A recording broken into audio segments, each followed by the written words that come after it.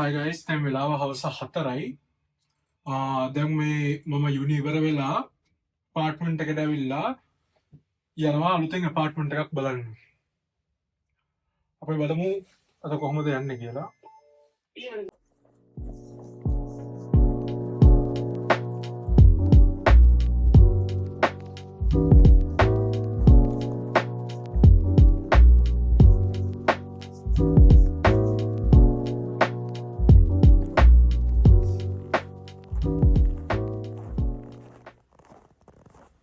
දැන් ඇවිල්ලා ඉන්නේ අලුත් අපාර්ට්මන්ට් එකක් බලන්න. ලෑන්ඩ් ලේඩි ටයිම් එකක් දුන්නා. දැන් වෙලාව 5යි වගේ. ටෙම්පරේචර් එකත් -16ක් වගේ වෙලාව ගානක් තමයි තියෙන්නේ.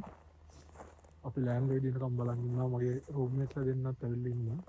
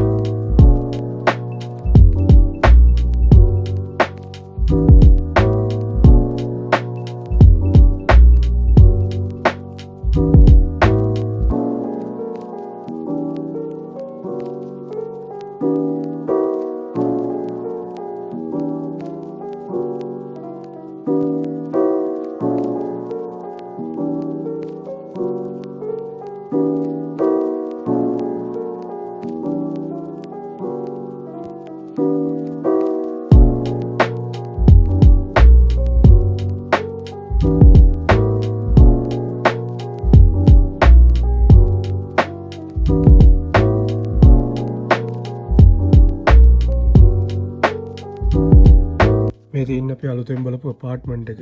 මේක තමයි ලිවිං ඒරියා එක. මේක ඇවිල්ලා ෆස්ට් රූම් එක.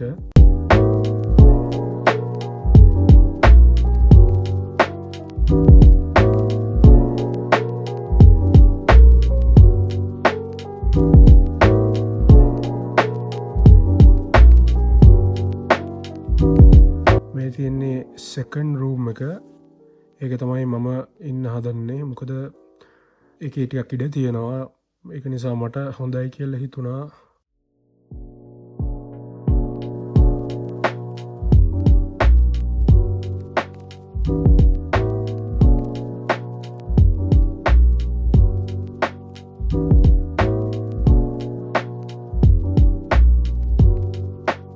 මේ තියෙන්නේ කිචන් එක. කිචන් එක අපිට ඕන කරන ඔක්කොම දේවල් තිබුණා. අවන් එක, ස්ටෝව් එක, මයික්‍රෝවේව් එකයි ෆ්‍රිජ් එකයි. මේ තමයි අපාර්ට්මන්ට් එකේ එන්ට්‍රන්ස් එක. දොර ළඟින් ඇවිල්ලා පොඩි වැනිටි එකක් තියෙනවා. අපි බලපු අපාර්ට්මන්ට් එක අපිට හොඳයි කියලා හිතුණා. ඒක නිසා අපි දවසක් දාගත්තා ඒකේ කොන්ට්‍රැක්ට් එක සයින් කරන්න. මොකද මෙහි යට අපිට කීස් දෙන්න බෑ. සහ අපිට මූව් වෙන්න බෑ මුලින් කොන්ට්‍රැක්ට් එක සයින් කරන්න නැතුව.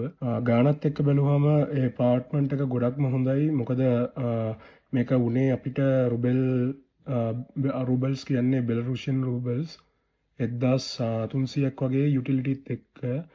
එතකොට ඒක 3 දෙනා අතර බෙදුනට පස්සේ අපිට ගාන මාර අෆෝඩබල් කියලා තේරුණා.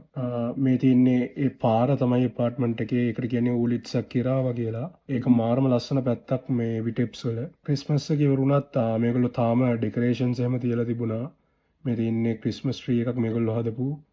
මේගොල්ලෝ ක්‍රිස්මස් කියන එක ලොකුවට සමරනවා. මොකද මේ රටේ මැජොරිටි එක ක්‍රිස්ටියන් සහ කැතලික් අය වෙන නිසා. අපාර්ට්මන්ට් එකේ ලොකේෂන් එකත් ඇත්තටම කිව්වොත් හොඳයි. යුනිවර්සිටි එකට විනාඩි 15ක වගේ පොඩි වෝක් එකක් තියෙන්නේ.